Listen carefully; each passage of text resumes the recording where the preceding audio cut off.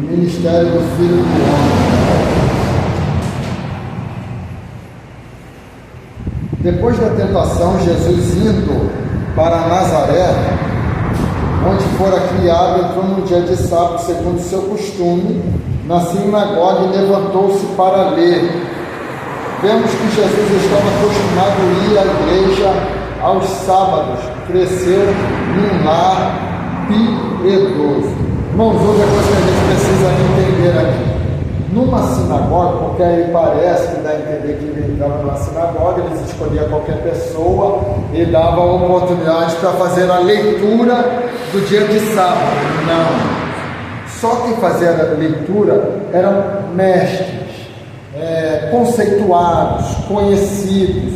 E por que então deram para Jesus? Porque Jesus, a fama de Jesus já tinha se espalhado, do que da sua fala, das pessoas que viram ele. Então alguém se impressionou por Cristo. Então quando ele entra na sinagoga, o representante daquela sinagoga em Nazaré, ele dá a oportunidade, eles falavam rabino, vamos chamar o rabino Jesus para fazer a leitura, e para a decepção deles, Jesus leu o livro do profeta Isaías, onde vai dizer: o Espírito do Senhor Jeová está sobre mim, e quando ele termina a leitura ele diz: hoje se cumpriu esta palavra.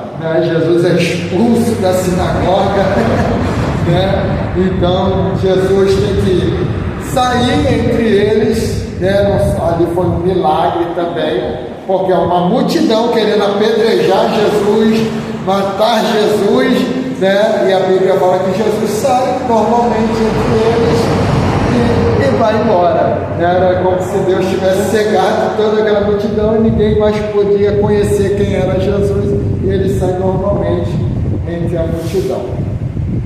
Então aqui Jesus explica o propósito do seu ministério ungido pelo Espírito Santo. Aí é para pregar o Evangelho aos pobres, aos necessitados, aos aflitos, aos humildes, aos abatidos de espírito, aos quebrantados de coração e aos que temem a sua palavra. Então Jesus está dizendo que o Espírito do Senhor estava sobre ele, porque ungiu para pregar o Evangelho aos pobres, aos necessitados, aos aflitos, aos humildes, Então, o que Jesus está mostrando? Que este poder tem um propósito, Então, hoje em dia, irmãos, a gente não precisa ir muito longe, só a Bíblia, mas a gente ouve pessoas, nossos pais, que serviram a Cristo, falarem de milagres, falarem de cultos extraordinários da presença de Deus. A gente tem aí, mas quando a gente ouve eles falar, a gente fala: será que a gente um dia vai viver isso? Será que um dia a gente vai ter isso? Por que a gente se pergunta, por que não tem como eles tinham? Porque mudou-se o propósito, e a presença do Espírito Santo para as nossas vidas tem propósito, Tem muita gente boa no jejum, tem muita gente boa na oração, tem muita gente boa no monte, mas a questão é: qual é o propósito? Qual é o propósito?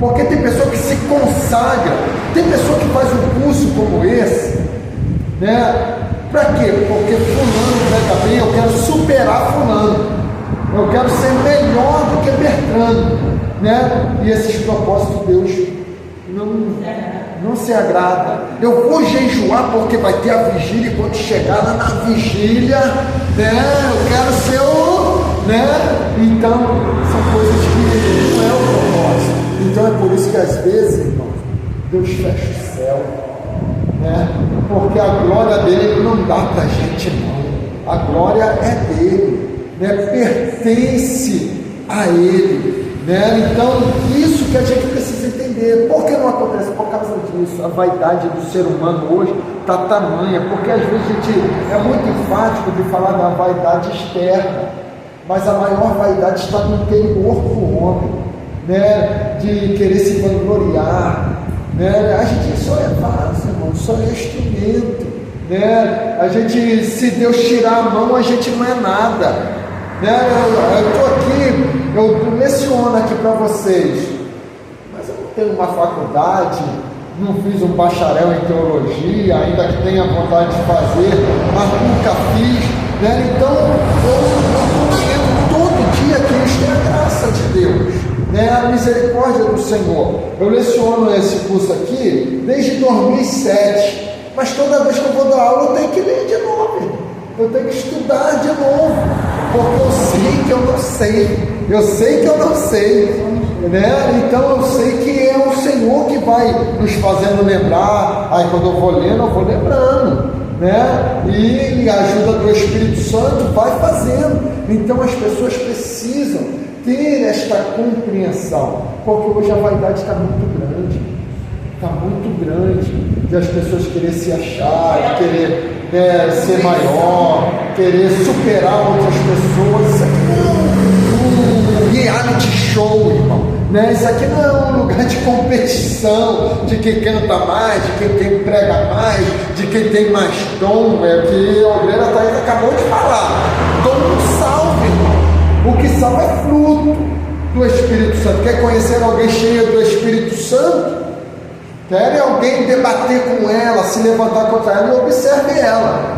Se ela vai ser aquela pessoa que vai se descabelar, vai chamar para a mão, né? Usando o linguajar, né? Aí você vai dizer, poxa, mas não é profeta, mas não tem fruto, né? Prega bem, mas não tem fruto. Então a pessoa cheia do Espírito Santo, a primeira coisa que ela produz é fruto. Oi? Não, melhor para si, melhor para Deus. Isso, claro que não. Não, tem que se. Não, é claro, não, isso não. Eu estou falando na questão de competição. E reconhecer o melhor. Eu acho que a conhecer essa. Acho que ela vai pegar. Você tem que ser sincero. Reconhecer quem quer. Mas se eu tiver consciência, eu não vou contar para pegar uma igreja, vai me dar agora para me notar. Mas eu conheço uma jovem. Eu gosto dela, acho legal. Eu acreditei que uma igreja eu gostava como ela. Então eu acho legal isso, quando muito reconhece o outro. Não, é correto. Não tenta derrubar. Porque eu já vi pessoas que eu dava para lá, mas não estava derrubando. Eu prego melhor que você, eu sou melhor que você. Precisa ter humildade também. Precisa. Então, eu odeio pessoas, mas eu fico matar porque hoje, olha para cá, mas tantas vezes eu digo, porque eu sempre falo também com ele, que vai trabalhar com uma outra também. Você mais uma igreja achando que querendo aparecer quando a gente acha que vem, isso a gente pode fazer com excelência, melhor que a gente.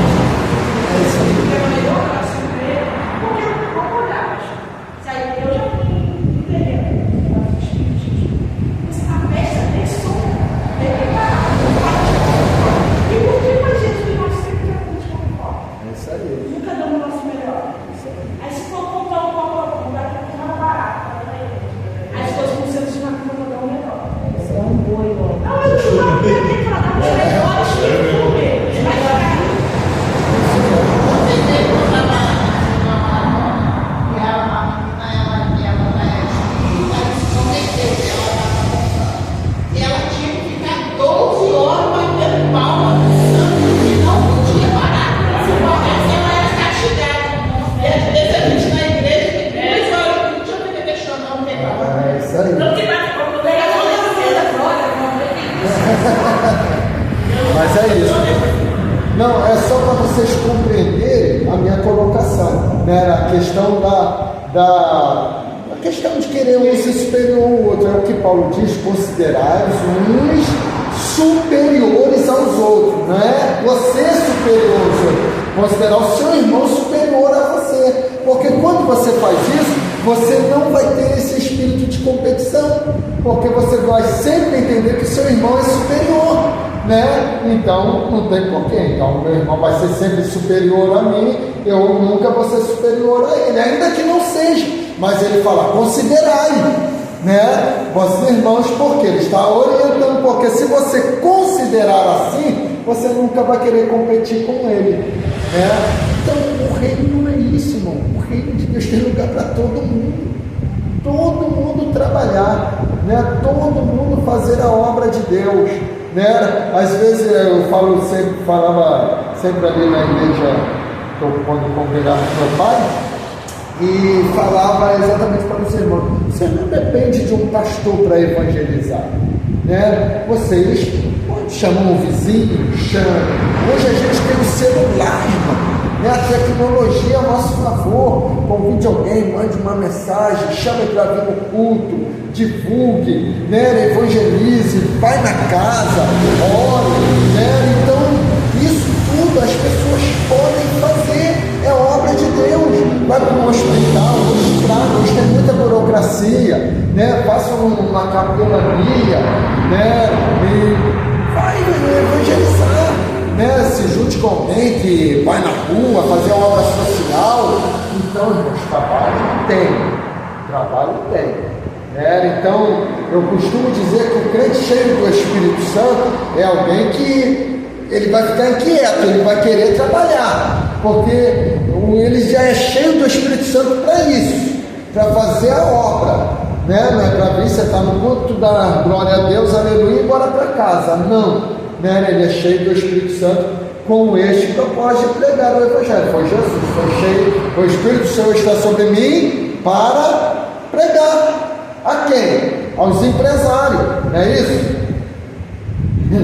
Aos pobres, aos necessitados, aos aflitos, aos humildes, aos abatidos de espírito, aos quebrantados de coração e aos que temem a sua palavra, tá? É para curar os aflitos e oprimidos. Essa cura envolve a pessoa inteira, tanto física quanto espiritual, tá?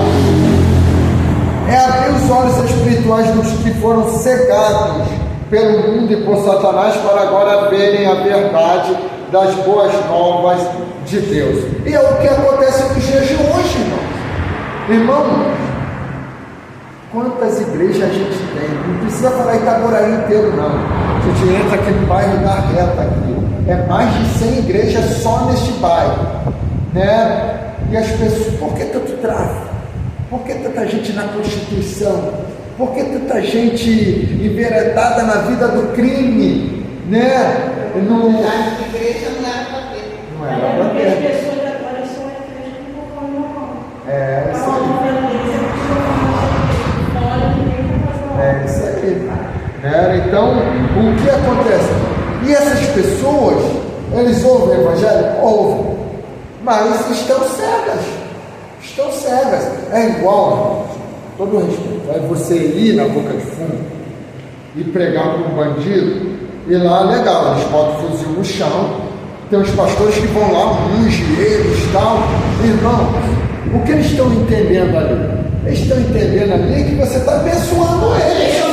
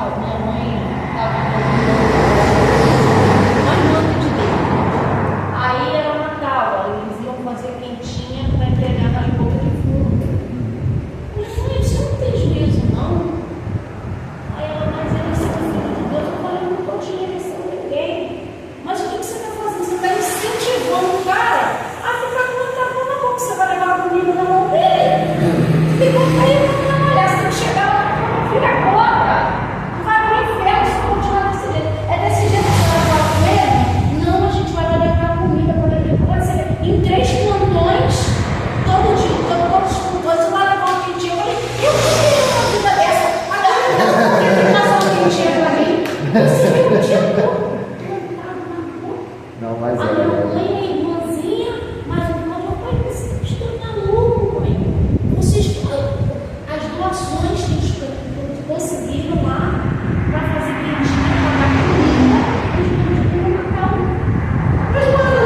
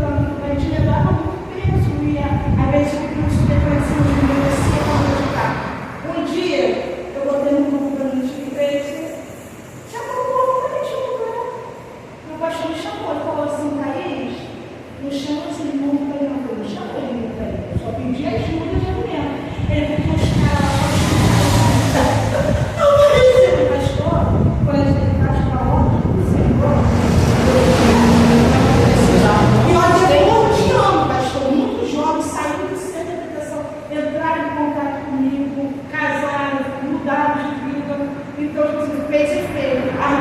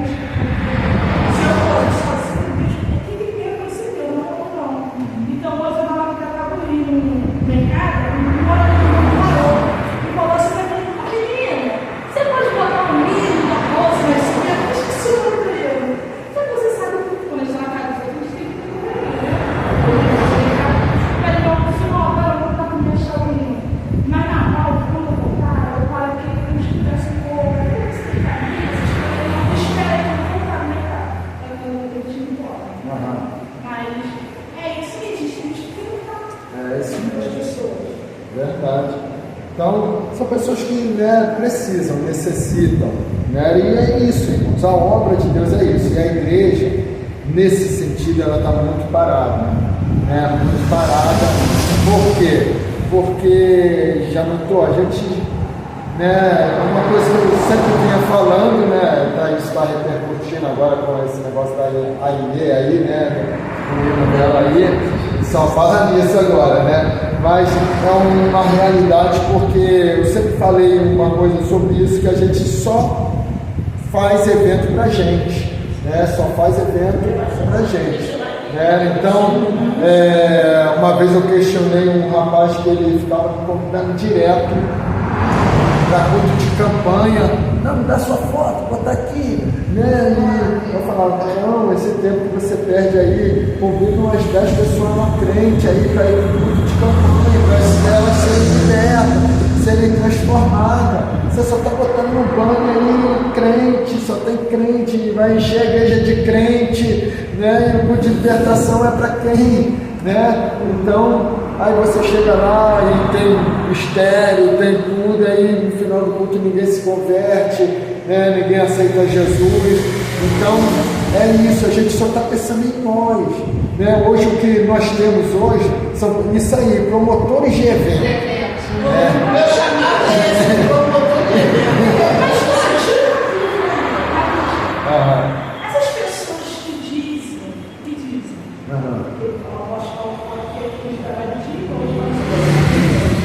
e o Senhor não quer que trabalhe para fazer a obra.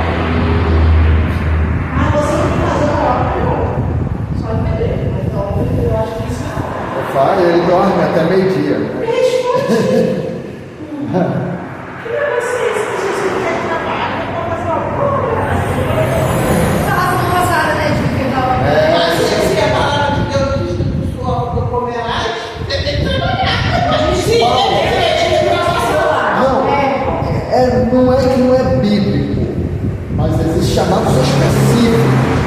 Mas, todavia, Paulo era alguém que devia viver da obra.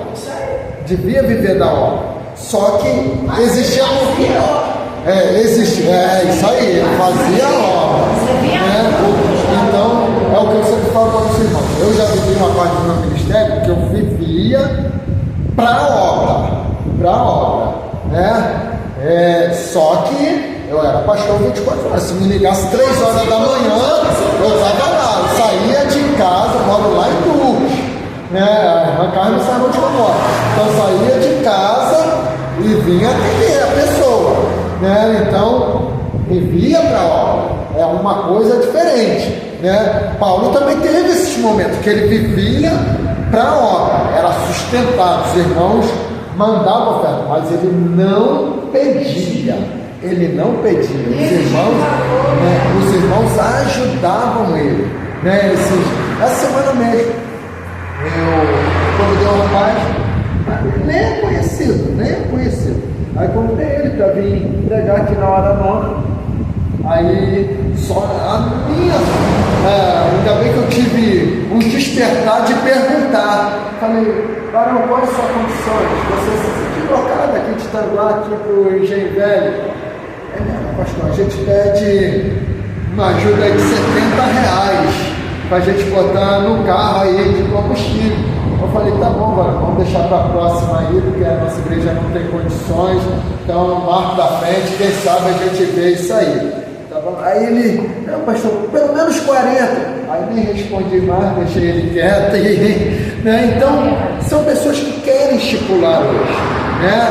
Querem estipular valor. Irmãos, eu não sou doido, eu não vou tirar você lá da rua 100 ou lá, né? E não vou te dar a sua passagem, perguntar se você precisa da passagem. Né? A gente não é doido, né? A gente sabe que a pessoa às vezes vai se locomover, né? Que nem às vezes, vamos supor, sai de Papucaia, vem para cá. Eu estava até falando com ele hoje, a locomoção hoje para Papucaia, se eu for com a minha família hoje, né? De passagem, 9h50 hoje está o Cachoeira.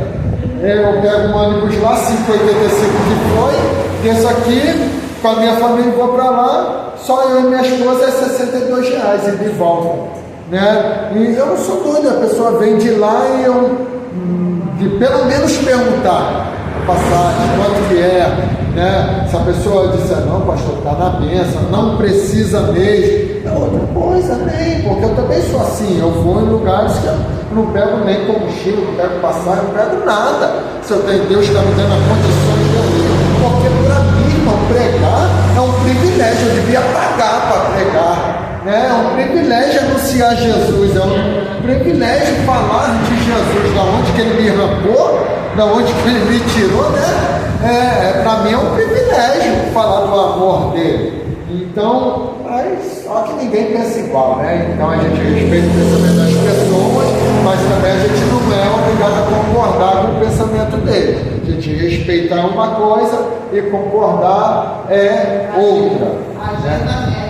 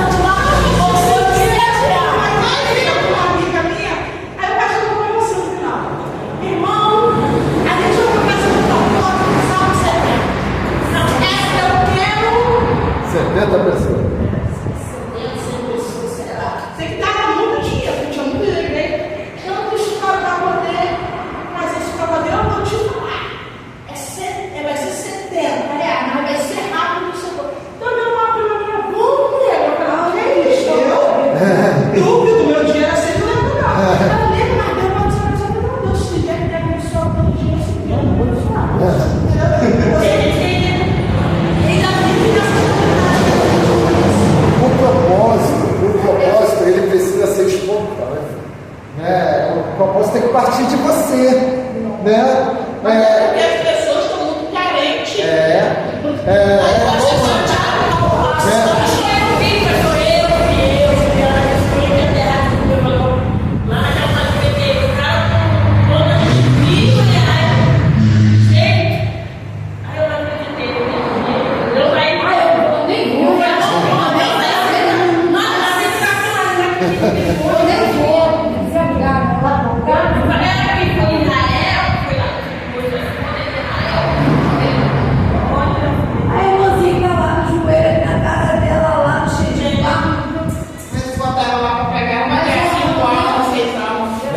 Existe propósito que você dá dinheiro, mas ele precisa passar de você, sem ninguém, sem eu te estimular, falar, você dá tanto que vai acontecer isso, né? Porque que nem ama.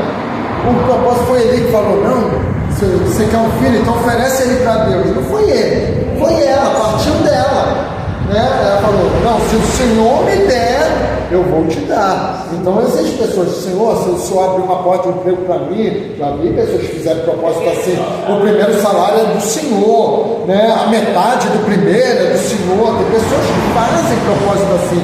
Meu filho mesmo fez, né? Quando arrumou emprego, né? Ele pegou o primeiro salário dele, foi lá e doou para a igreja, né? Então, isso, né? Mas partiu dele. Né? Então existe propósito, o propósito tem que partir de você, né? Então as pessoas precisam entender isso, né? Eu nem tenho paciência, pastor, me chama não, eu nem tenho paciência, Então vamos lá, é para proclamar o tempo da verdadeira liberdade e salvação do domínio de Satanás, do pecado, do medo e da culpa, né? Então este era o propósito de Jesus, ser cheio do Espírito Santo, libertar vidas, pregar o Evangelho. Por quê, irmãos? Naquele tempo, pobre não entrava no templo, não entrava. No templo que eu digo não era aqui não, porque o lugar que eles cultuavam era lá fora, onde tinha o altar do holocausto. E para entrar lá, tinha que ter a oferta para entrar. E qual era a oferta? Um animal. Por isso que tinha os cambistas. E aí se tornava pior ainda, porque lá na porta do templo era muito mais caro, né? Um animal, porque tipo assim, eu saio de casa, não vou carregar peso, vou comprar lá. Isso aí. Né? Então o pobre não cultuava, porque não tinha condição de comprar um animal para ir lá oferecer em sacrifício. Então Jesus vem para ser um pregador fora do templo, né? Para pregar para aqueles que não tinham condições de entrar no templo. Então Jesus veio para isso. Então chega quebrando o protocolo. É isso aí, tá bom? Então vamos lá. Agora vocês ficaram cheios de ira ao ouviram dizer que o Messias judeu viria também para os gentios. Acreditavam que a graça de Deus estava circunscrita aos judeus e por isso dispuseram a matá-lo. Ele recusou-se a realizar milagres em favor deles por causa da sua incredulidade. Tentaram precipitá-lo de um despenhadeiro, porém ele escapou e foi para Cafarnaum. Ele retirava-se para os desertos e ali orava, tá? Então você vai ver que em Nazaré existia leprosos em Nazaré, existiam enfermos em Nazaré, existiam, mas Jesus não curou ninguém em Nazaré. Por quê? Porque não creram nele. Então o ministério de Jesus foi na Galileia, fora do local onde ele viveu a vida inteira. Onde ele viveu, ele não realizou milagres, né? Ele foi realizar fora. Existem muitas situações, eu procuro, né? Eu sei que não sou perfeito, valorizar muito os obreiros, né? Da casa. Por quê, irmãos? Já viu que existe obreiro que ele prega muito melhor fora do que dentro? Por quê? Porque às vezes dentro ele não é valorizado. né? As pessoas não honram, as pessoas não creem, não acreditam, né? Então, existe muito essa situação. Se a gente for lá na igreja do pastor Onofre lá, quantos pregadores não tem lá naquela igreja? Né? Muitos pregadores, tem tanto de irmãs como irmãos, obreiros, pessoas que pregam excelentemente bem. E às vezes você possa olhar, talvez não pregue tão bem na igreja quanto pregam fora. Em contrapartida, né, existem aqueles que são honrados, mas também não sabem valorizar a sua própria casa, né? Se você me olhar pregando, do mesmo jeito que eu prego num congresso, eu prego aqui num culto para 4 pessoas, para 5, para 6, se tiver em um culto. Se me chamar para pregar numa varanda, eu vou pregar igual se eu estivesse pregando para 1000 pessoas, né? Então, por quê? Porque a gente precisa ser isso, ser boca de Deus. E quando você é boca de Deus, é Deus que está falando nos seus lábios. Você não vai pregar de acordo com o ambiente, você não vai pregar de acordo com a quantidade, você vai pregar a mensagem que Deus te dá. Porque se Deus está te dando uma mensagem, né, porque tem alguém que está precisando, e até nisso a gente presta conta diante do Senhor, né? Porque se você não vou pegar essa mensagem aqui é grande, vou pegar uma mensagem, né, para dar certo, né? Às vezes vai dar certo para você e não vai dar certo para o propósito de Deus, né? Aí você assume as consequências, né, com aquele que te chamou, né? Então isso é muito interessante.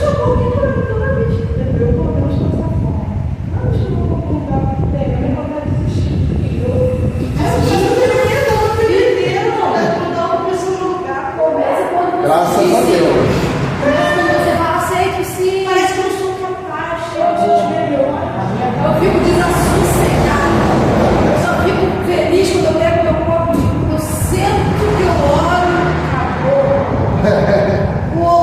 Isso é bom. Tomara que vocês sintam isso pelo resto da vida de vocês, porque isso se chama dependência de Deus. Né? Alguém que sabe que não é a sua capacidade, mas é Deus sobre a sua vida, né? Então, até hoje, né, eu fico quieto quando eu tenho a responsabilidade de pregar. Minha esposa, não acredito que você está assim.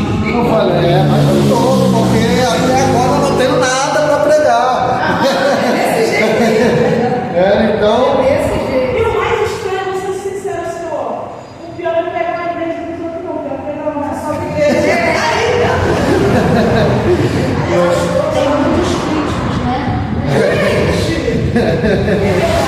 Aqui, eu vou pegar a fala, pastor, pelo amor de Deus, tanto homem e mulher de Deus aqui que prega tão bem, pastor.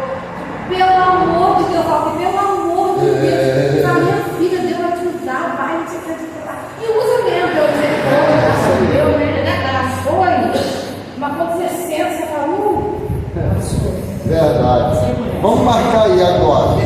Lucas ressalta, mais do que os outros evangelhos, a prática da oração na vida e na obra de Jesus.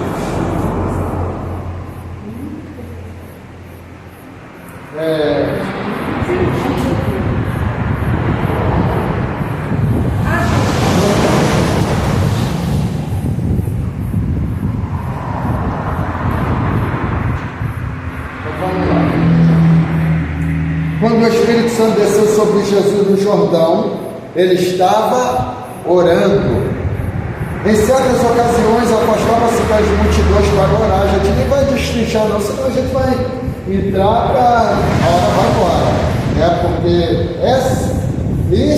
essa hora aqui é ótimo, para depois vocês debulharem com calma, né? Lerem. Isso aqui é um material que vai ficar para vocês a vida inteira, né? Material de pesquisa. Vou pregar sobre alguma coisa. Você já tem material de pesquisa seu para você dar uma olhada, isso vai te ajudar muito, né? Para quem prega, para quem vai ensinar na escola dominical e muito mais. Vai ser um material que vocês vão ter da vida inteira, tá bom? Em certas ocasiões afastava-se das multidões para orar e passou a noite em oração antes de escolher os 12 apóstolos. Ficou orando em particular antes de fazer uma pergunta importante aos seus discípulos. Por ocasião da sua transfiguração, ele subiu ao monte a orar, né? Hoje em dia, irmãos, se você subir um monte de Vento das Pedras ali, é um monte que tem muito acesso a pessoas, não é só ali, muito acesso a pessoas. Você vai ver que hoje no monte tem de tudo, tem piquenique, tem brincadeira, né? Não, então tem tudo hoje em cima do monte, né? E tem pouca oração. Então sua transfiguração ocorreu estando ele orando. E estava ele a orar antes de ensinar os discípulos a chamada oração do Senhor. No Getsemane ele orava mais intensamente. Na cruz orou pelos outros. Em suas últimas palavras antes de morrer foram uma oração. Está registrado que ele também orou depois da ressurreição. Tá? Ao observarmos a vida de Jesus nos outros evangelhos, nota-se que ele orou antes do convite. Vinde a mim todos que estáis cansados e oprimidos. Ele orou junto ao túmulo de Lázaro e durante a instituição da ceia do Senhor. Então o ministério de Jesus estava regado a oração. Jesus não fazia nada sem orar. Exercia o ministério e depois ia orar, né, para voltar a continuar dando continuidade ao seu ministério. Irmãos, não existe ministério sem oração, sem você ter uma vida de oração, né? Os maiores milagres, eles ocorrem através da oração. Então você precisa entender que você precisa praticar a oração, né? E oração, irmãos, pastor, eu oro para dormir, eu oro quando eu for no monte, mas você precisa fazer da sua vida uma vida de oração, né?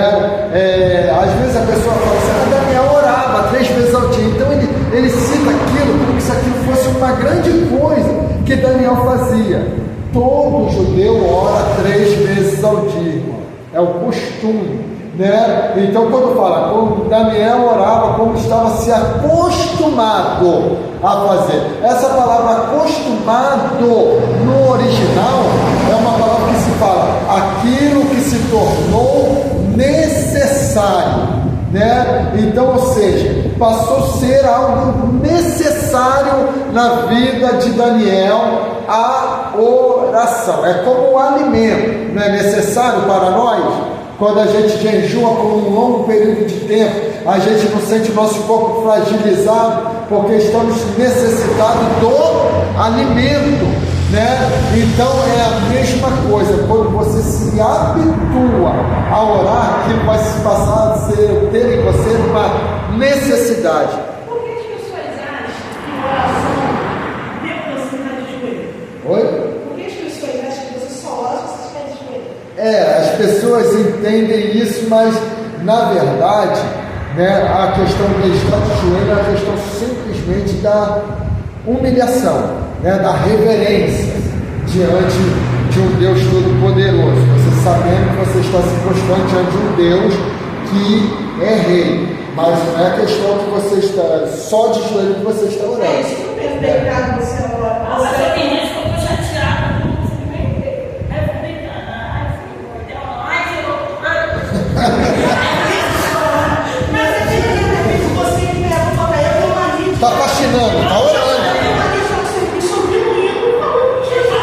E chega dentro do meu serviço, né? Então eu vou lá, estou achando na minha casa.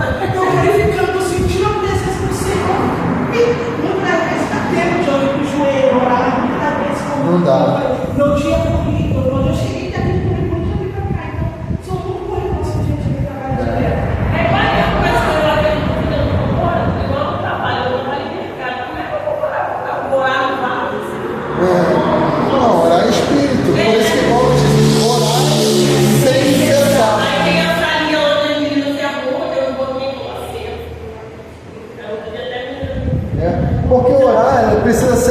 prática. Você está na condução, você está orando. Você está na rua, você está ligado com Deus, está orando. Né? Porque as pessoas entendem que o relacionamento, tem muitas pessoas que entendem que o relacionamento com Deus é só dentro da igreja, né? Acabou aqui, é como aquele bonequinho, você entrou na igreja, você liga, saiu da igreja, você desliga. Né? E não é, irmãos, é a hora que você precisa ligar com 220 mesmo. Né? Porque é lá que ele vai te atacar. Acabou o culto aqui, pisa na cabeça da serpente para matar e ele está lá te esperando, né? Ele está na espreita, né? Então é nessa hora que você precisa estar ligado, né? Então a gente precisa, mas não que você não vai ter a sua vida de oração de joelho, né? Se prostrar diante do Senhor, os seus momentos de oração, de clamor, de busca, né? Mas a oração precisa. Mas todos estão curiosidade, eu não pergunto, gente. Você vem sincero, só que lá em casa, somos quatro. Só que é um negócio estranho. Eu só consigo, parece que se ligar 5 nem um quarto. No outro eu posso orar, mas não é a mesma intensidade. Não sei por eu orar muito por oração. E quando eu estou quarto com a minha mão, eu não consigo ter a minha oração. Quando eu estou na sala, eu não consigo ter a minha oração. Mas quando eu estou no quarto com o meu irmão, parece que o céu se abre de papai. Isso aí é a questão espiritual. Aí questão espiritual não dá para. Mas ter lugar. Mas ter lugar. De ter um lugar? Existe. É um lugar que, tipo assim, é o seu lugar reservado. É o seu lugar. Existe porque comigo aconteceu parecido. Eu estava lá no meu quarto. Já a parte da minha filha, que diz que nasceu no Evangelho e fez 19 anos. E hoje está com o Senhor. E quando eu oro lá dentro, eu sinto um clima mais assim, pesado e sim. Mas me arrepiar enquanto eu estou orando. Então, lá no meu quarto, eu já acostumei a orar lá dentro do meu quarto. Eu já não sinto esses arrepios diferentes. Enquanto eu oro lá, eu falo com Deus, me derramo diante do Senhor. Realmente no quarto eu dou minha filha, se ora tudo, põe as mãos, repreendo, consagra ali a vida dela ali ao Senhor. Mas assim, eu já não consigo tanto a presença do Espírito Santo quanto eu. Mas eu oro na minha casa inteira. Eu gosto de não ter aqui em casa, que eu oro a casa inteira. Sai falando com o Senhor. Mas parece que eu não consigo se ligar. Eu preciso se ligar.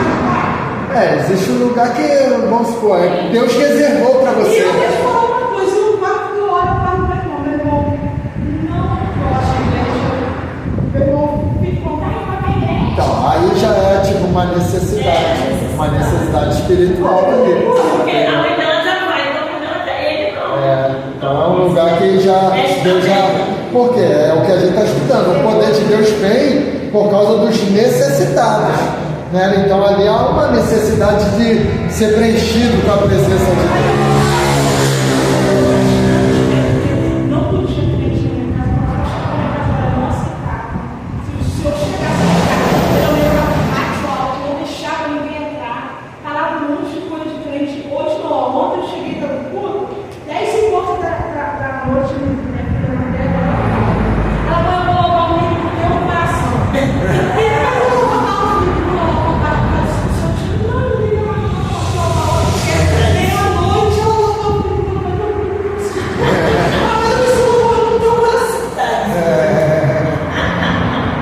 Mas é isso. Então vamos lá agora. Vocês vão aí agora onde está escrito: assim faziam os seus pais. Vê se vocês encontram aí. João, vai abaixo. Página 81. Assim faziam os seus pais. No Antigo Testamento, Israel muitas vezes rejeitou a mensagem dos profetas de Deus, né? Como Elias, né? Que teve a sua mensagem rejeitada, né, Jezabel perseguiu o profeta Elias, e muitos outros. Lembra até Micaías, lembra o episódio de Micaías, né, que tomou até uma bufetada na cara para profetizar lá a favor de Acabe, né? Então ele ainda tentou, ele falou, pode ir, Deus é contigo. Aí, só que Acabe foi querer fazer média, né? E ele falou, eu te falei para você falar só a verdade. A verdade, então toma. Eu vejo Israel disperso como ovelha que não tem pastor. Né? Aí ele falou, viu, não falei que ele não profetiza nada a meu favor? Pode botar ele lá na prisão, sustenta pão e água, e quando eu voltar eu vou ter com ele. Aí ele para, olha para trás e diz, se tu voltar, Deus não falou na minha boca.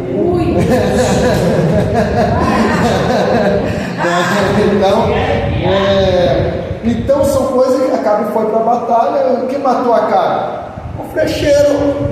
Deixa eu testar uma flecha. Agora a flecha encontrou quem? Acabe. E foi disfarçada mesmo. Foi disfarçada. Isso mesmo. Compaixão pelas viúvas. A compaixão que Jesus sentiu por essa viúva revela o seu amor e cuidado especial pelas viúvas e qualquer outra pessoa que fica sozinha no mundo. O marido desta viúva morrer a primeira e agora o seu filho. Que situação, né? A viúva da cidade de Naim, né? E é uma coisa que a gente precisa, né, ter cuidado aí, porque Naim não era o nome do marido dela, o nome da cidade. No nome da cidade. Então vamos lá. Deus é pai do órfão, defensor das viúvas. Isso a gente já passou também nos outros evangelhos, tá? Então vamos aí pregar o reino, né, que era curar os enfermos. Esse era o propósito de Jesus. Por quê, irmãos? Hoje em dia, o pregar o evangelho, porque eles ganharam muitas almas, a igreja permitiu. Porque a pregação era seguida dos sinais. Eles pregavam e os milagres iam acontecendo. Era automático. E por que hoje não acontece? Porque os pregadores hoje são apenas profissionais, né? Eles aprenderam a pregar. Então pregam o que sabem, né? Então dificilmente eu conheci um pregador na época e eu me espelhei muito nele. Porque pensa num homem de oração, era aquele homem. Ele ainda existe, é pastor hoje, ali no Apolo, Jorge Luiz, possa ser que tenha mudado, mas a gente se conheceu na época de jovem. Ele era presidente de jovem na igreja dele, ele era do Ministério de Alcântara, e eu era presidente de jovem aqui, então a gente intercalava bastante, mas sempre quando ele vinha do serviço, ele falava, pastor, poxa, hoje o dia foi corrido, falava com meu pai, né, que eu não era diácono na época, tem um cantinho para mim orar aí um pouquinho ali, porque eu preciso orar. Aí ele reservava lá, às vezes levava para a secretaria ou para dentro de casa, até vir pregar. Então, se você fosse com a hora nona que ele dirigia, você tinha que ir com disposição para orar, porque ele orava. Então era uma pessoa que tinha o hábito da oração. Às vezes chegava na casa dele, espera um pouquinho, já sabia que ele estava orando, Então era uma pessoa habituada a orar. Mas quando abria a boca, era a unção de Deus, inundava o ambiente. Estudo bíblico, antigamente existia em festividade, a gente reservava sempre um dia para o estudo bíblico, ou era domingo pela manhã, ou era um sábado à tarde, dia todo mundo, estudo bíblico, o fogo pegava, a glória de Deus se manifestava. Então eram coisas. Por quê? Porque existia pessoas que tinham vida de oração, e eu creio, irmãos, que Deus ainda vai levantar em nosso tempo pessoas remanescentes, pessoas que ainda vão buscar o Senhor a todo custo, intensamente, Né? Para quê? Para ver Deus agir. Não é para ser melhor do que ninguém, é o que a gente colocou aí agora, para a gente melhorar para Deus, para a gente desfrutar de uma comunhão maior com Deus, né? Então isso ocorria, então os milagres aconteciam. Então hoje a gente prega sobre milagre, mas não vemos milagre.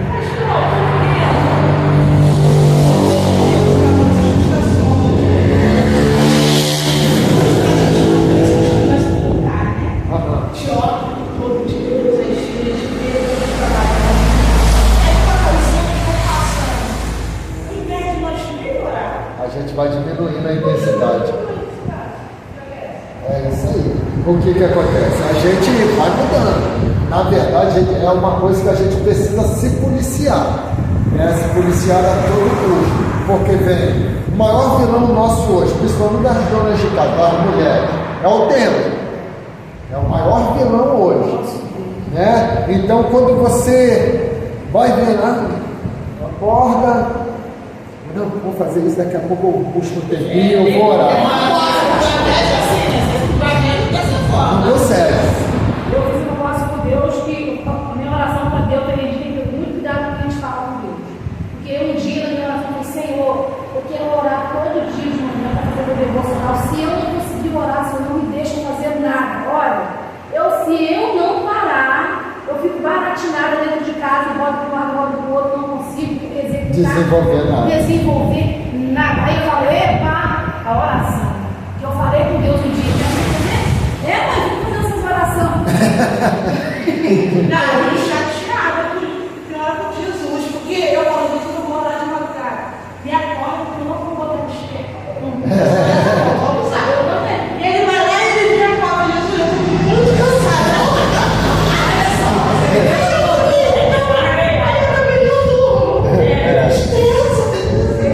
Aí quando eu oro, eu sinto.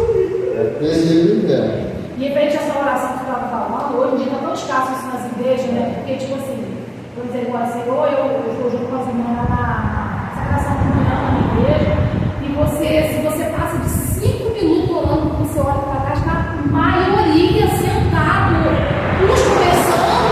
Eu falo, o que veio fazer aqui, Senhor? Louvar, cantar um hino. Se é a oração, se é consagração, eu fui criada com a minha mãe na igreja orando de joelho. E não me levante, fique aí orando. Então, as pessoas não aguentam hoje orar. Antigamente, nos tempos, né? Tipo assim, antes do mundo, você tinha que chegar uma hora. Hoje você chega no horário, aí fica fechado, você tem que ficar lá de fora e É verdade, verdade. Isso acontece. Agora você vai na consagração da minha mão, que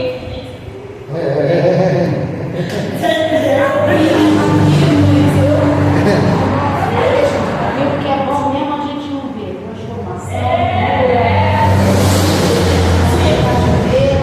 Eu fico pensando assim, antigamente o pessoal da antiga, né, contam os milagres. Hoje a gente ainda vive um pouquinho, mas eu fico pensando assim, futuramente nossos filhos não vai ter nada. Porque, né, antigamente para agora a gente está sempre vivo assim. E eu louvo a Deus que ainda peguei uma época boa, né? Meu ministério ele foi praticamente montado em trabalho de mulheres, né? Consagração, oradona, né? Então, quando era jovem, não trabalhava, só estudava. Então, minha mãe tinha uma bicicleta quase igual a da Thaís, mas só que era aquela fininha mesmo, a tal de Ceci, era uma magrelinha mesmo, levinha, ia daqui para fora de bicicleta.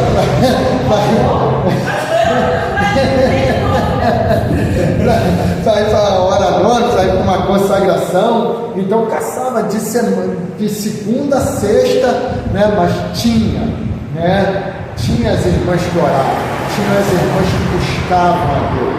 Né? Você ia lá para uma consagração, às vezes estava dando 11 horas, meio-dia, e as irmãs estavam querendo terminar e não dava para terminar. eu vou falar para o senhor. Eu agradeço muito a Deus e ao pastor Paulo, porque ele é meu espiritual. Te ensinou a ter raiz, Ele né? me ensinou a ter raiz. Tinha hora, pastor, eu vou ser bem sincero, eu falei muita vez para ele, você não tem raiva do papai. Porque diante de Deus eu falo, aquilo esquece do meu comando. Mas ele hoje se ouve um pouco de pé. Primeiramente a Deus, por ele me ensinar como eu sempre ensinei com a minha saber assim, que toda a minha oração ela foi depositada. E se hoje eu continuo, porque aliás a oração já faz efeito. Então a minha casa, a minha vida espiritual, o meu amadurecimento espiritual. Ele foi um professor de teologia, espiritualmente me ajudou muito. Verdade. Verdade mesmo. Então vamos lá. Agora vocês vão pular esse parágrafo de baixo dos escritores dos evangelhos e vai para o outro, onde está escrito as igrejas de hoje. Acharam? As igrejas de hoje. A gente estava em pregar o reino, né?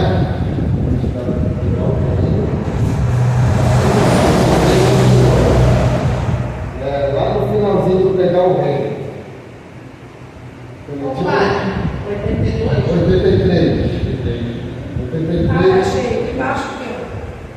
83, lá no finalzinho, na última, tipo uma setinha que tem aí, a última setinha.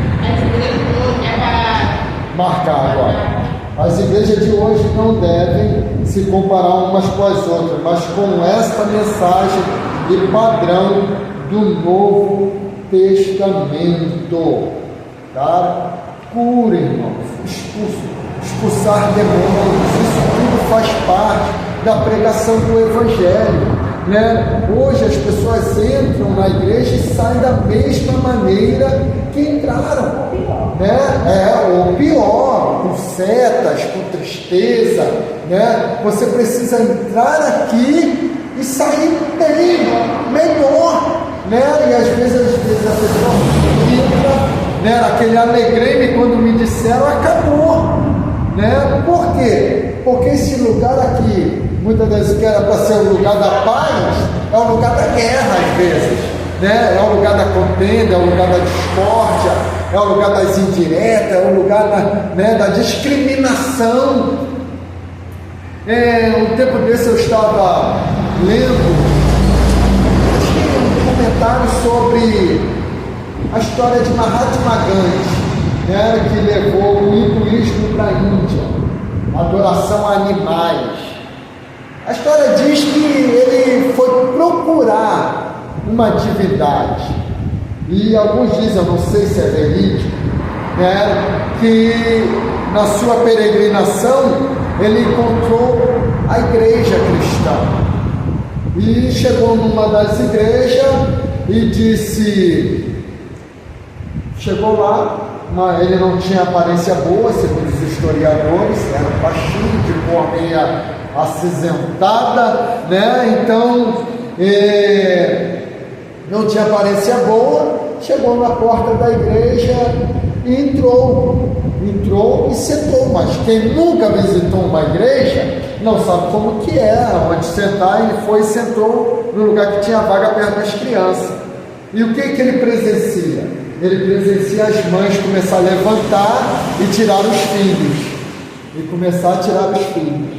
Ele observa aquilo, tudo bem, acaba o culto e ele vai, né, em direção ao pastor. O pastor estava pregando uma mensagem sobre amor e tudo mais, e ele vai na direção. Ele achou aquilo bonito e o certo falou: eu acho que é isso aí que eu estou procurando. E quando ele vai, o diácono barra ele e diz: não, vou falar com o pastor. Ele diz: não, mas vai marcar falar com o pastor, você tem que agendar. Pastor, está vendo quantas pessoas tem que falar com o pastor? Você marca um dia, vem aí com calma que a gente vai falar com o pastor e você vai ter um dia certinho, o pastor vai te atender e vai te dar atenção. Ele: rapaz, eu estou peregrinando, não tenho onde ficar. Será que eu podia dormir pelo menos na igreja? Não, mas na igreja a gente não hospeda ninguém na igreja não, principalmente a pessoa que a gente não conhece. No mínimo que a gente pode deixar você deitar de fora, na marquise da igreja. Aí ele concordou: não, tudo bem, tem como, mas está frio, tem como você pelo menos me ceder o seu paletó? Ele: não, meu paletó, você está doido? Foi lá na secretaria, pegou um monte de jornal e deu para ele. Você vai ali, forma, né? Se tapa, dá teu jeito. viu aquilo, né? Olhou mais, não achou nada, voltou para a Índia. E o que ele falou lá na Índia? Chegou na Índia, eles perguntaram: e aí, Gandhi, encontrou o que aí você procurava? Quem a gente vai servir? Encontrei. Quer adorar? Adore uma vaca, porque ela vai te dar leite para você beber. Adore um rato, porque depois a gente vai comer ele, a gente vai se alimentar dele, né? Então, aí levou o hinduísmo, a adoração a animais na Índia. Os cultos lá, eles colocam vasilhas de leite no chão e deixam os ratos entrarem, urinarem naquele leite, tudo, e depois eles bebem tudo. Então, por isso que cada cristão alguns dizem, essa história que eu estava lendo, esse relato, dizem que é exatamente saber se decepcionou nunca mais. Mas É. não vai ser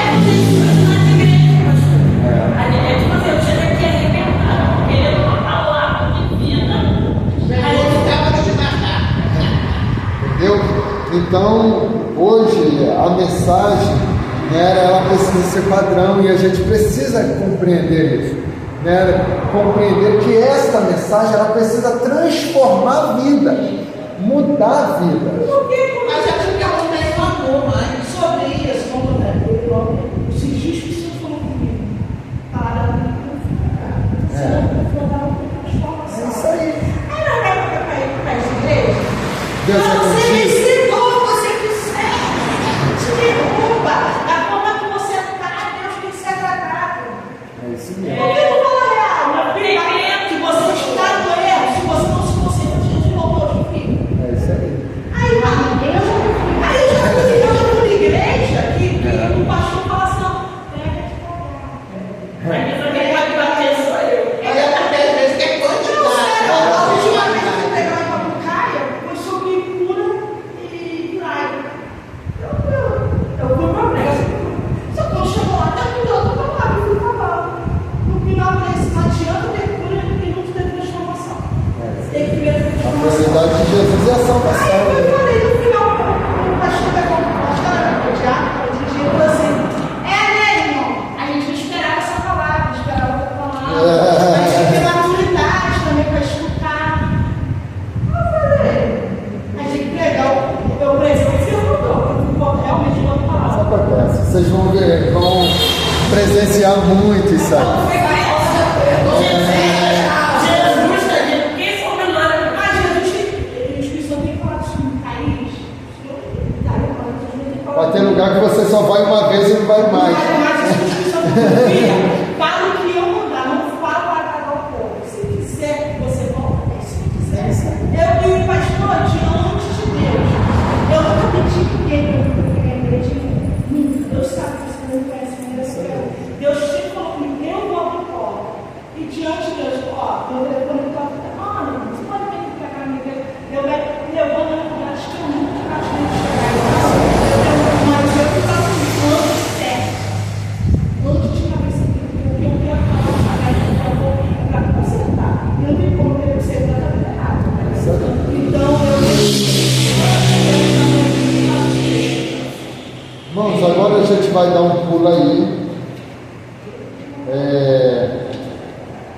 Tem aí amar a Deus, deve ser também amar ao próximo. Lucas 11, 20, 26 revela 3 coisas. Vamos pular.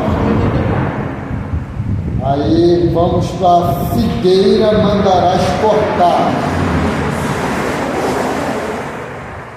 Show? Pode? Então vocês vão marcar aí agora. A parábola da figueira refere-se primeiramente a Israel. Sua verdade, no entanto, aplica-se a todas as pessoas que professam crer em Jesus, mas não abandonam o pecado. E o evangelho de hoje é isso, né?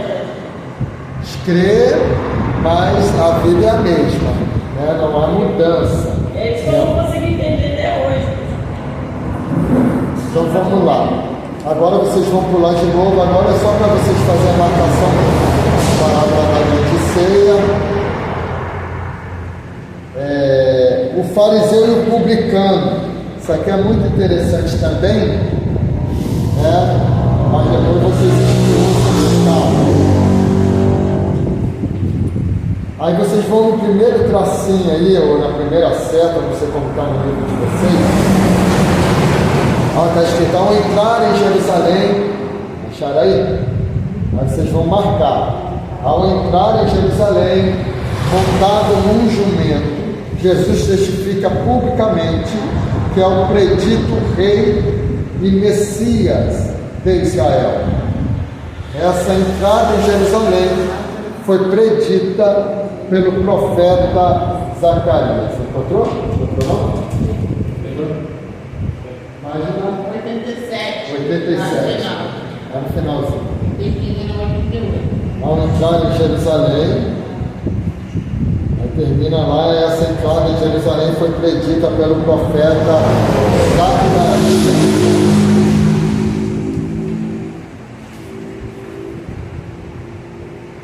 Então vamos lá. Aqui Lucas narra a questão do fariseu publicano, né? Isso é muito interessante também. Dois estavam subindo para orar, né? O fariseu lá, Deus, me ajuda, duas vezes por semana, dou dízimo de tudo, não sou como esse publicano, né? Então, e o publicano quis nem mais orar, né? Senhor, tem misericórdia de mim, esse pobre pecador, né? E o publicano desceu justificado e não o fariseu, que Jesus conclui: todo aquele que se exaltar será humilhado, mas todo aquele que se humilhar será exaltado. Vamos aí agora, o sofrimento do Filho do Homem, a ceia, né? Ali já era sofrimento, porque Jesus estava ceando com o traidor, né? O traidor estava ceando, e é uma coisa muito interessante aqui. Por isso que a palavra que Paulo ele traz para Coríntios sobre a ceia vai dizer: examine-se um homem a si mesmo, né? Jesus proibiu Judas de participar da ceia? Não. Era a questão dele, ele que tinha que saber, né? Então, Jesus deixou Judas cear, né? Então, isso, com certeza ali Jesus já estava sofrendo, porque estava diante daquele que já tinha lhe vendido, né? Então, no Getsemane, quando ele já está em agonia, porque sabia o que lhe esperava, como Deus, ele sabia o que lhe esperava, e diante de Herodes, aonde o Herodes maltrata realmente ele, humilha ele, né? Então, e da via dolorosa até a cruz, aonde ele tem que carregar, depois de estar dilacerado o seu corpo, ele tem que carregar o partíbulo que pesava ali aproximadamente só a parte de cima, que ia ficar os seus braços, era essa que ele carregava, né? Pesava aproximadamente uns 40 quilos, né? Quase o peso de um saco de cimento, para você carregar até subir o Gólgota, né? Todo dilacerado, machucado, né? Então o sofrimento foi grande. Então aí na via dolorosa até a cruz, vocês vão pular o primeiro, o segundo, o terceiro parágrafo e vamos no quarto, onde diz a crucificação. Isso. E aí, qual é a página? 89.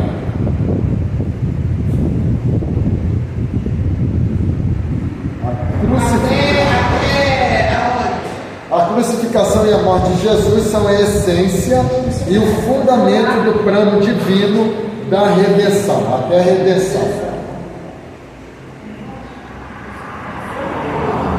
Aqui, ó, finalzinho encarnado. Onde se é a vitória. Irmãs e irmãos, alguma dúvida?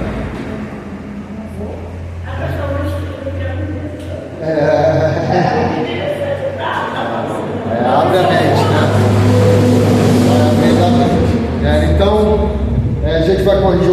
questionário. Mas quando eu fui batizada ali na Terra Santa, não sei se vocês já foram lá. Ai, pastor, lá dentro. Ai, mas como eu chorei. Ai, fica ali, vocês sabem. Ai, se vocês têm que todo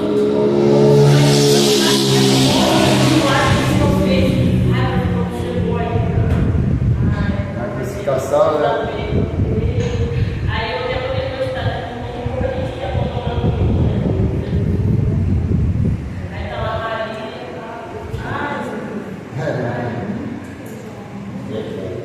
Então vamos aí. Questão de número 6.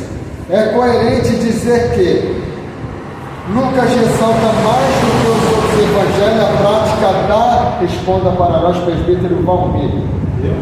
Não, esse é o correto. Letra C? Letra C, oração na vida e na obra de Jesus. Sua verdade, no entanto, aplica-se a todas as pessoas que professam crer em Jesus, mas não abandonam o pecado. Refere-se a, responda para nós, irmã Marinelli. Parábola da figueira. 8 é da prova, 8 é da prova. Ao entrar em Jerusalém, montado num jumento, Jesus testifica publicamente que é rei e Messias de Israel, que fora predito pelo profeta irmã Cirleia. Quem é? Irmã Carmen.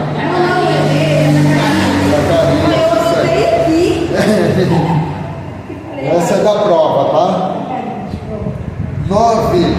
As igrejas de hoje devem se comparar umas com as outras, além de seguirem o padrão do Antigo Testamento. Certo ou errado, obreira Thaís?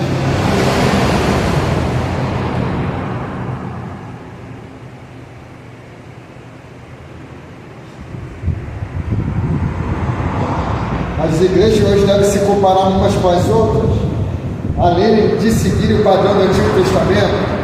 O Antigo Testamento sacrificar animal, ritual, elas estão erradas e elas não devem se comparar umas com as outras. Devem seguir o padrão do Novo Testamento. Tá? Então, a 10 é da prova. A crucificação e a morte de Jesus são a essência e o fundamento do plano divino da redenção. Certo ou errado, Juliana? Certo, isso aí. Bem? Sim, vamos lá. Eu ia perguntar por que a 7 não é o semeador? É a figueira. Sua verdade, no entanto, aplica-se a todas as pessoas que professam crer em Jesus, mas não abandonam o pecado. Refere-se à parábola da figueira.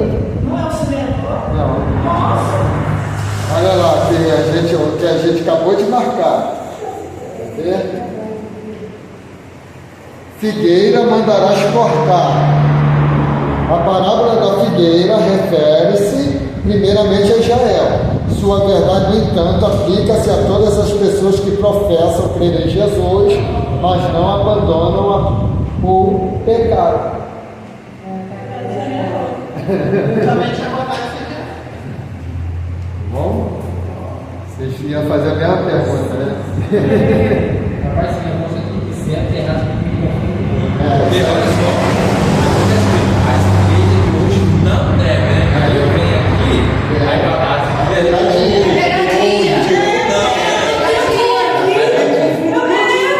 Pegadinha. Cuidado, essa não vai cair na prova, mas tem algumas que caem. Tem algumas que caem. Gente, vamos colocar de pé. Vamos agradecer ao Senhor por esta aula. Veja mais, na semana passada, eu aprendi, eu quero aprender a falar, eu quero falar para o anjo, eu quero falar para a gente, assim, você vai trazer um anjo. Sendo para baixo, eu trago um suquinho de acerola natural, de leitinho, aí me manda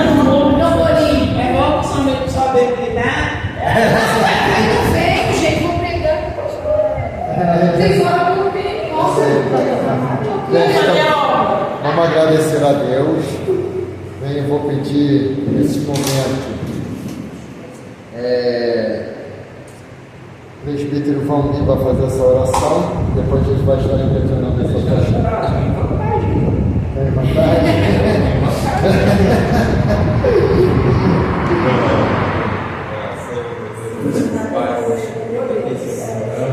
Te agradecemos ao Senhor por esse ensinamento aí que foi maravilhoso, a nossa entrevista. Deus. Continua, Senhor, meu Deus, abrindo nossa mente para nós aprender mais e mais com a palavra, Senhor, então, Senhor, cada um trabalho, não, Senhor, Pai, cada dia mais se esforçar, se dedicar mais, Senhor, Pai, para aprender mais da tua palavra, Senhor, meu Deus, meu Pai amado. Meu mestre, Nesta coisa, muito Senhor, obrigado, Jesus. Seja cada um nesta coisa, Senhor, meu Pai amado, em nome. Que o grande amor de Deus Pai, a graça salvadora do nosso Cristo, a rica e doce comunhão do Espírito Santo, seja com todo o povo de Deus, desde agora e para todos sempre, todos digam amém. Vai, Senado.